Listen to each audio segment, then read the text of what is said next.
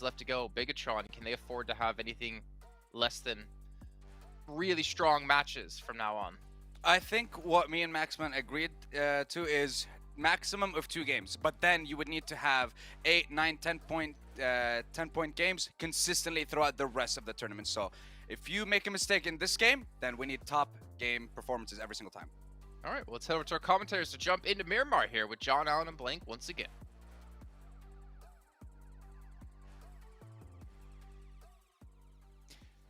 We're going to the desert, Blank. We're going to be taking a trip out to the dry lands. I'm sure our teams are going to be trying their best here to pick up where they've left a little bit of slack in that last game for some of the very significant teams in this lobby, right? HVVP going down fairly early.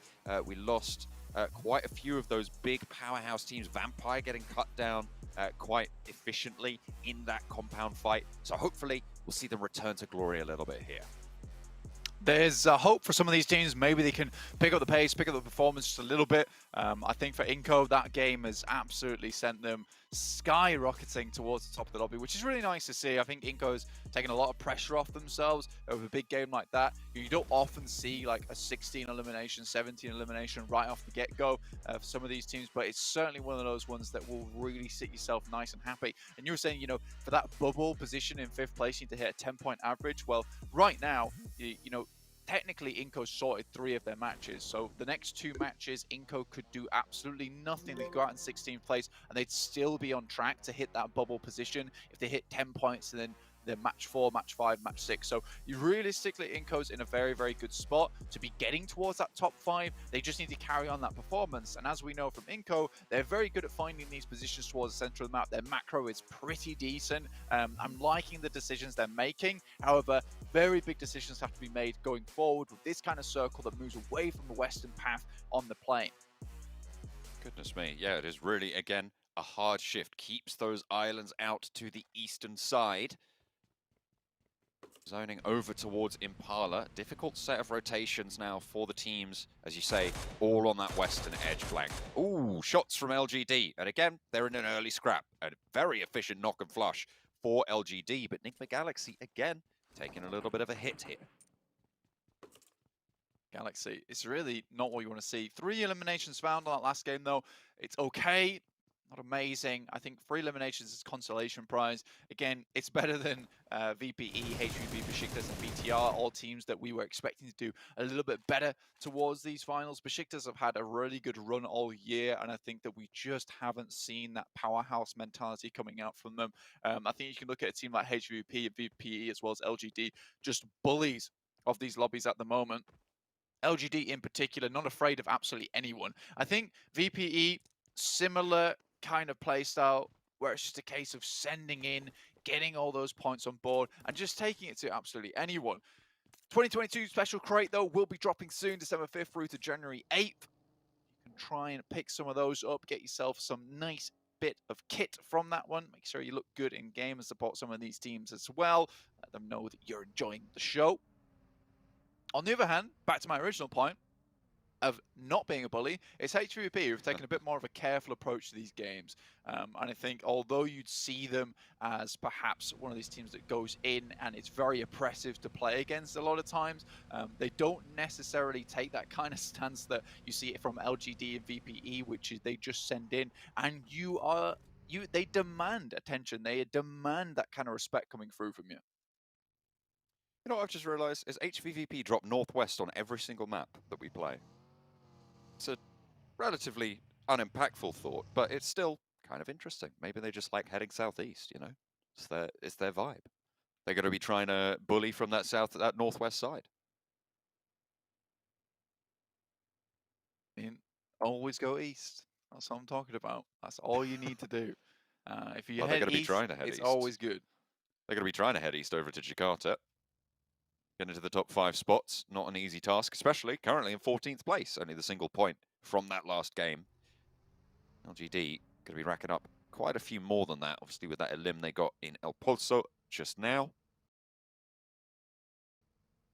They'll be putting up there on 12.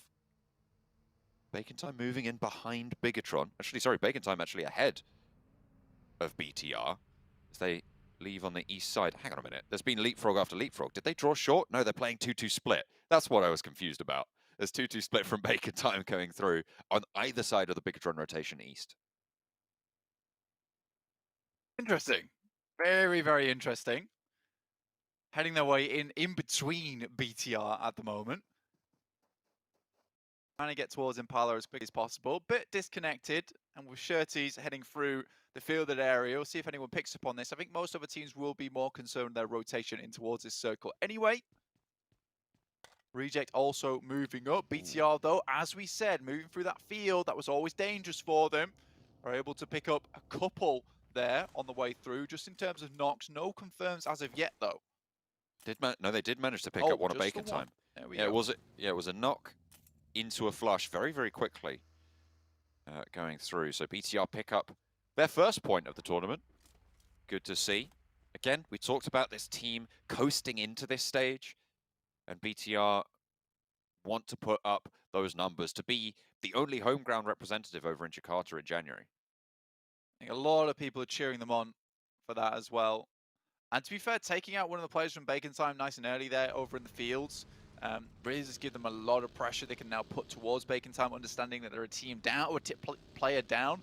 So heading towards Impala is always an option for BTR. Again, a 4v3, still not a done deal at that point. There's still ability for that outplay coming through from the guys on Bacon Time, and especially with the circle being on this side as well. You're expecting more teams to be heading in towards this area. I'm looking at DRS who are moving up on that eastern side. Reject are also scouting outwards. They spot one of the players from Damwon. Osal has to send away in the buggy.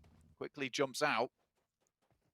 Damwon have had, I believe, the highest point scoring game day of any team in this lobby. Their second day, they were able to get 86 points on the cards. So they definitely can sprint when they need to. See if Damwon can pick up the pace a little bit here, because they were a little bit slow in the first one. Okay. That's how you pick up a flush onto noise. I get it. I get it. It makes sense. Yeah, jumps over the top of you. Basically, a delivered little bit of a point there straight to them. Ragey, as well as the rest of the Reject squad, moving outwards. This is towards Impala. They managed to get a lot of their teams set up here nice and early. Aegon XA down towards the south side too, looking to move in.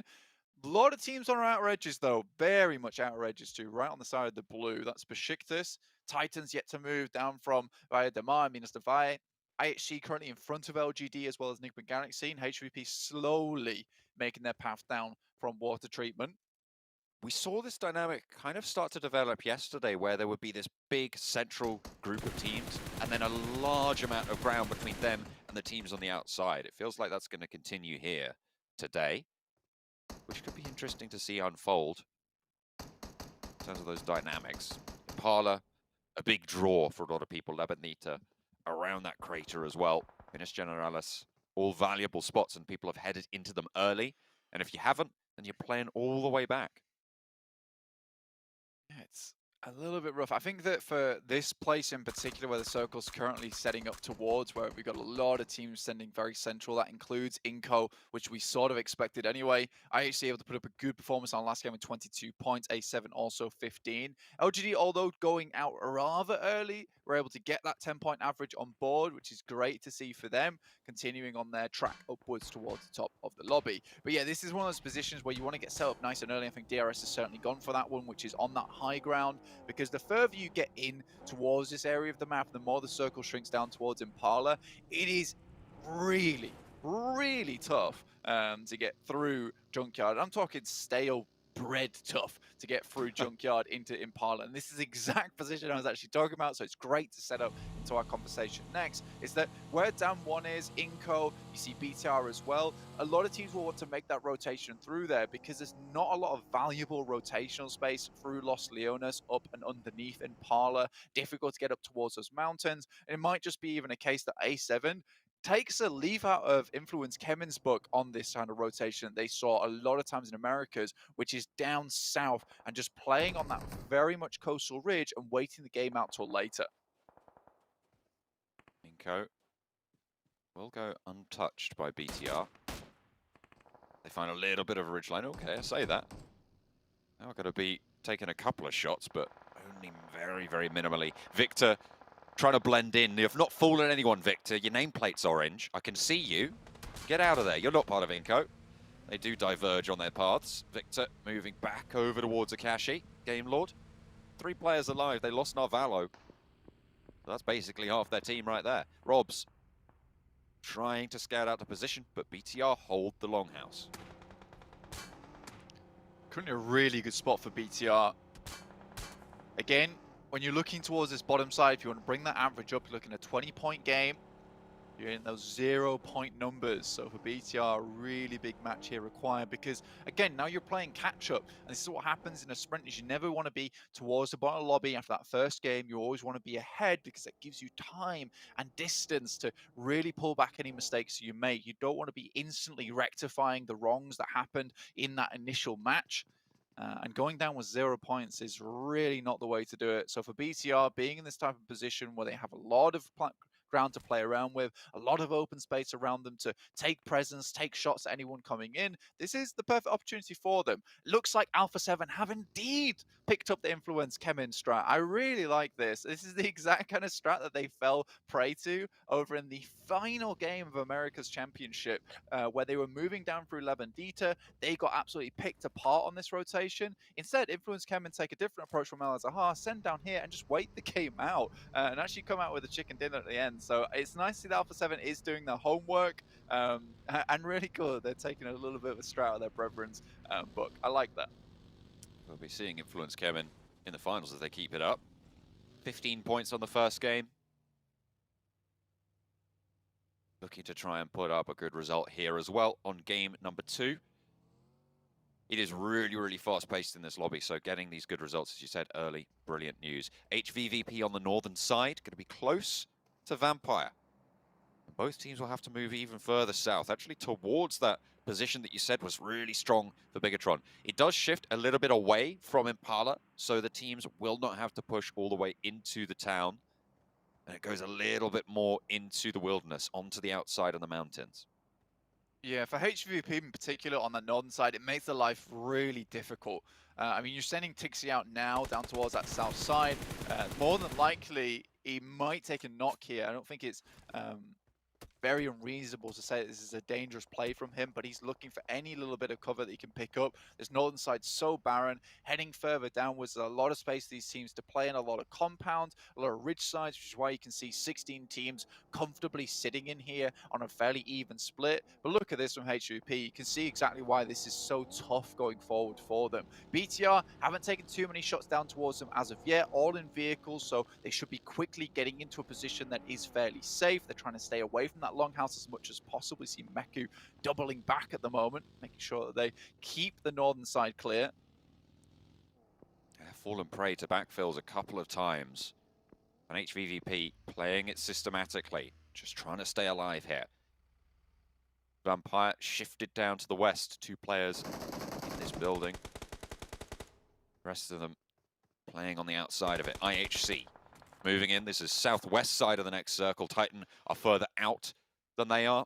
So priority on the next rotation will go to IHC, but Titan have the high ground and potential to move a little bit faster out on the outside. Of course, playing inside those compounds, it can make those rotations a little bit slow to start. Alpha 7 sort of locked down on that east side now, especially moving further down towards the south. That play typically works out when you go towards Impala anyway.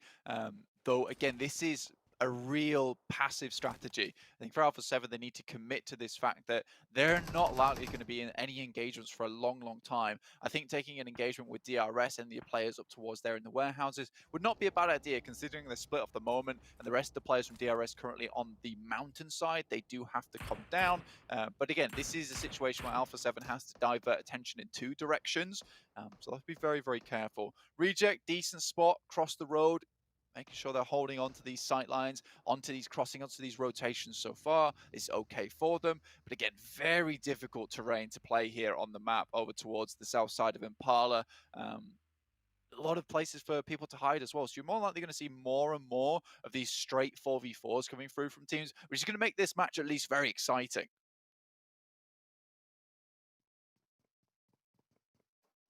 Enigma Galaxy ahead of Vampire. And Vampire are scoping out every angle of ingress to try and move in, which they will have to do after this shift. Keeps a little bit of Impala in there, but Alpha 7 will have to get a little bit more active with it on that southeast side. DRS may be looking to regroup on their 2-2. I think at this point in time, I don't think you can say that someone upstairs isn't looking out for Inco Gaming at the moment. They are getting some incredible luck on these circles, even throughout the entirety of survival stage. Yes, they move in very quickly towards the central spot, but typically don't move too much from that position anyway. A lot of times that circle does head over towards them. I think you have to give them credit, and I don't want people to take me in the wrong way that I'm saying that this is the only reason they're winning games, because I think that they do send towards the center of the circle quick. Their macro to get into that position is very good, and they hold down those positions well too. The thing is that how long does this look continue? Because I'm curious to see how Inco Gaming does when the circle moves away from them. They have to start leaving these compounds. If it remains for the rest of the tournament, great news. I think this is 100%, and I'm very, very willing to say if they never have a circle move away from them, 100%, I think that Inco Gaming will hit in towards that top 5. Have to wait and see if they're able to achieve that, if they're able to get it, if that ground is afforded to them. LGD, 11 points on the first game. They showed us their power yesterday. They almost made it into top spot. Second place from the survival stage. Well, only a couple of points, about 3 or 4 points in it. So it was really, really close to them and HVVP. But at the moment, they have outperformed their rivals at the top. Still, only the one game. And you can't discount HVVP. You never can, Blank. Vampire on the western side, similarly, powerful. One of the group green teams gives everybody a little shiver down the spine whenever they look at them.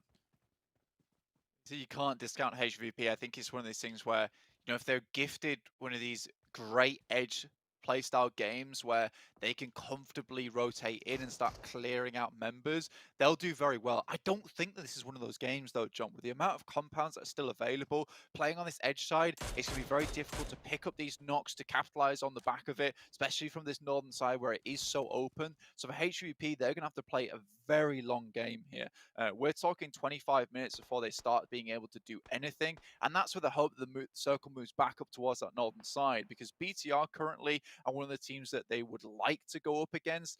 Assaulting that longhouse is a little bit easier than the others as you're able to hit all onto one side, but again, there's a bit of a dip going up towards that area anyway, so they have to hit that hillside, they have to move on forwards, so there's a lot going on before you make that crash. In the meantime, BTR can take that moment of hesitation to grab the nades, get them cooked, and send them out as they hit that singular position. So for HVP, difficult push ahead of them going forwards. I8, in the meantime, that last game looked like they could have done something very well with it, and I think they made some right choices. However, this game around, they've got a nice central spot. Alpha 7, though, rough for them. LGD coming out in a very strong spot, gets 2 knocks to start off with, and then they're aggressive with it. Mafioso needs to slow down this push to allow for these reses to come through for Alpha 7, but he's taking so much damage, needs to answer but cannot find the shots. Carrillo tries to stick the res, will be able to get one teammate backing up, but in comes MVM. LGD over the top of the ridgeline, will get the challenge and Carrillo falls. Revo looking to try and heal and be alive into this fight, but the flushes are coming thick and fast for LGD. Only the one player left to dispatch, and Revo won't prove much of a challenge. LGD roll over Alpha 7. What a wonderful push coming through from LGD. They are very aggressive and quick with the trigger where they need to pull it. Circle moves over towards that central position across the roadside. Titans currently trying to put the pressure down towards LGD as they made that push. They had oversight towards this position, but they will have to move as well. And I think for LGD, with the vehicles they have on board, the YZZ is smoking, could be a little bit of an easier push for them to send towards that north side, though it is all fielded up towards the Game Lord compound on their north, so very, very open. Nice shot, though, coming through from HVP. Maybe not able to capitalize off the back of that. They're a little bit far away to make that push, but they will be moving with the blue, and this is the crash we were talking about. In go HVVP. Tixi up to the wall, wants to put an aid in through the door frame, opens it, but Misery has a Tommy gun ready and waiting. Knocked very swiftly and flushed almost instantly. Bigatron able to rebuff the first push, but HVVP still have 3 players active, still have 3 players alive. The nades can start to go in through the window. After a little bit of overconfidence there on the push from Tixi. Didn't have the sightlines to back up, covering that doorway. Going down is not ideal. Half HP for Matic and Kitsune. They're going to slow it down, get that healing done, and go again. Remount, because they do still need to push south. It's a really good move from Misery there. As soon as he sees that circle come downwards and the northern side be cut off, he realizes that this is the compound that most people will be wanting to pick up in the meantime. So sends himself forward towards that position everyone wants to hit up before they start making their move onto this building. Able to just wait by the door side.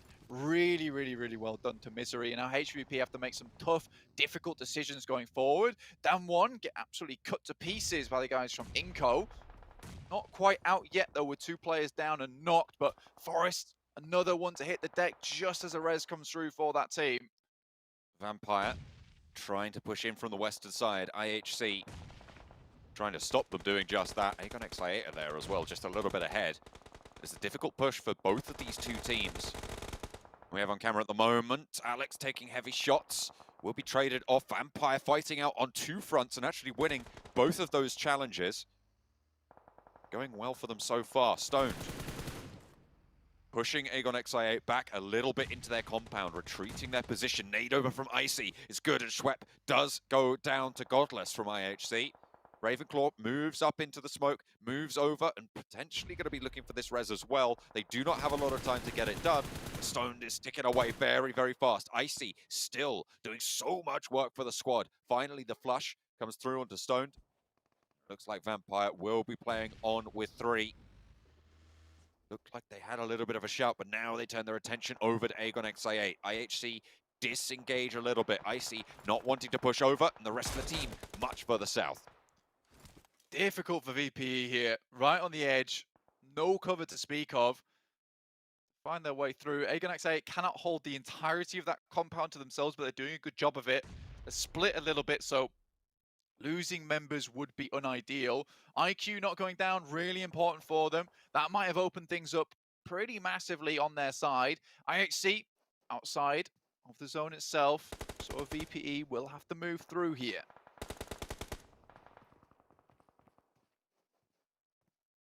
Playing as 3. And it is a difficult position, you're right. HVVP slunk down to the eastern side. IHC sending Godless out wide to maybe try and find an angle over towards Titans. On their position in the hold, Teak split from the other 2. 3 players active for Titan to try and hold out on this position. Aegon XI8 proving to be very, very troublesome. A massive sticking point for the Western teams. Well, so far, this is the question I wanted to ask, is how does Inco fare when it comes to leaving these compounds? They have the shotguns, but not super useful here. And it's a very typical position. Teams will play, but very nadeable. Gem Foster sends in. I don't think it's necessary for him to hit into it, but he goes for it anyway. Will get knocked. Becca last remaining for them. Then Abete on the back also knocked just him to fall. And BTR make it through. 3 eliminations, but down 1. Close on their heels. 2 knocks here as well. It's very, very bad news. VPE also rocking up in the meantime. This is a lot of action going down all at once. Liquid has to do a huge amount of work right now to keep the guys from down 1 at bay. HVVP took a lot of those points away, actually. 2 eliminations over onto the team. Down 1 might even think that it is HVVP in this bunker. Playing for that position, they know this is in their rotational path, but it is in fact Bigatron to go for the challenge, and down 1 looking to commit to try and take down the squad, and it will go through. 3 eliminations for Bigatron, again, not the greatest of results. First 2 games not going their way, unfortunately. On the northern side, it's starting to heat up continuously, though. HVVP down to 2 as down 1 take control of this position. Vampire suffering. Aegon XI8 finally able to deal the final blow to them. Been harrying and hampering them for so long. 11th place for Vampire, and another poor performance yet again. It's a good game from Aegon XIA. I like this position they've held. They did a good job to hold down the majority of this compound, which is not easy to do, by the way. You need to be really aware of what's going on around you. And it seems like they are taking that momentum. It was a little bit stymied by that previous match, sorry, but back on form now. Bacon Time going up against the 2 players coming from HVP. Already 1 knock on towards Bacon Time's position, leaving it a 2v2 now. Certainly doable for HVP, but a tough fight with a very, very good team. Once more, it's Bacon Time in the way for HVVP, which will be A stark callback to the last game that we saw for them. LGD playing as 4, 6 eliminations. Again, bringing that power that we've seen from them yesterday. Staying alive. Top 10 teams now. Aegon XI8 have another fight on the cards, this time with IHC. A couple more frags under the belt for IHC this game. 6 eliminations. But it looks like IHC, I mean, they shouldn't commit to this push. They just want to control Aegon XI8's egress, their route out of this compound. Yeah, leaving for Aegon XI8 now is very difficult, with the circle centering directly up towards Reject's position. They have a great compound to play with, so much open ground towards this center area. But Aegon XI8, they absolutely need to get themselves a nice knockover towards IHC and then capitalize off the back of it. Godless is already sent in, so right now it is only a 3-man squad there for IHC. Can still provide support over and down to the 3 players, trying to get rid of the guys from Aegon XI8. HVP down to 1 player now. Really not looking good for HVP, but they have made it quite far, all things considered, from that position they were pushing in on that northern side. Very difficult.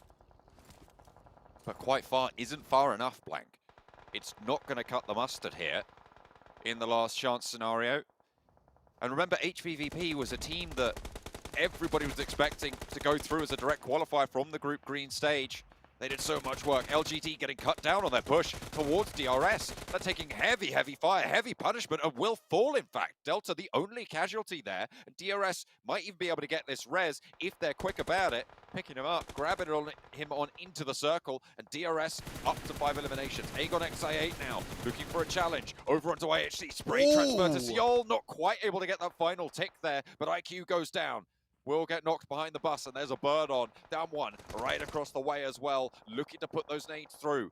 Rez coming through onto Delta, looking for those heals from DRS in the meantime on the southeast side. Kitsune holding down, has the M249, so a lot of bullets to fend off any teams that try and roll up. Potentially trying to stay alive for HBVP. The only team really central. Ghost has to step up, but Down 1's got the bead on that one. 8 teams remaining, 7 eliminations for Aegon XI8. Not a bad game from them. DRS looking to put more on the board at the moment. They have fell short a fair few times, but Ice moves in, takes down Kitsune, 8th place. We dropped down to 6 teams already. Bacon Time also falling in the process. A lot of teams leaving now as we head into a really awkward zone to play from. Reject looking to pick up some big points here. DRS in the wings. And Down 1 finally looking at a good game after quite some time of poor results so far. 4 players for them too. Game Lord out in 6th place. Great at surviving. Down 1. Said they were one of the fast, well, they had one of the biggest days in the tournament. 86 points on their second day of the last chance stage. Looking to try and answer that call. A shot over towards Reject is good to open it onto Reiji, playing 2 and 2. What ground do they have? What cover is there available to them? It's all going to be on these divots, these ditches. And Godless isn't going to make it easy for Down 1 to move forwards. Circle really putting things in a worse perspective for a lot of these teams. Understand they have to move out into this open ground. Just have to stand up and start fighting one another. You can see these just horrible spots that suddenly become the most fortified position in the circle. A mound here, a little patch of grass there.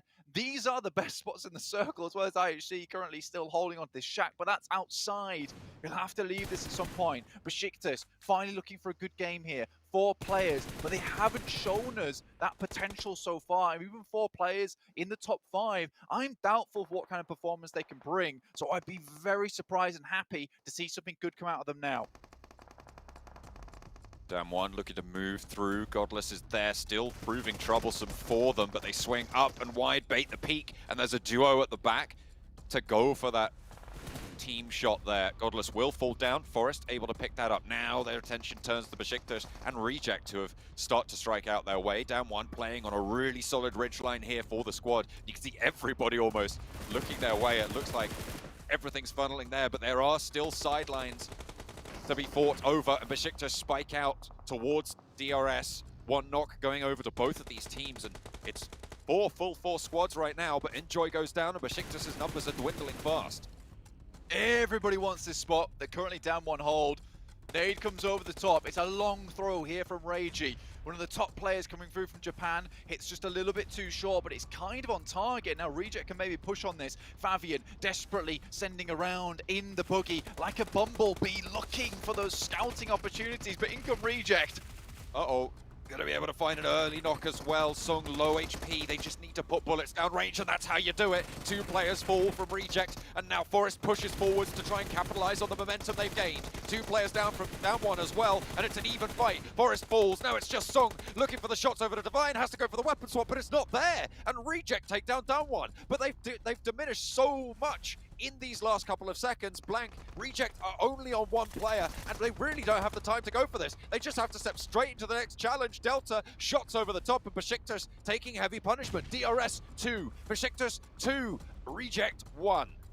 Divine looking to finish this game out strong, unable to get these reses, especially with the way the circle's going. It will be pushing in more and more now. Zessi back on his feet. Zessi almost goes down. Divine stepping up, looking for this 1v4, looking to give Reject a chance into the grand final. The points qualifier from Turkey with 3 players alive. Now left in a 3 versus 1 to try and take a chicken dinner here. Shots over the top will do the job, and Besiktas pick up what they're looking for. Turkish fans going to be happy about that one. A chicken dinner comes through for Besiktas. Much needed as well. This has been a long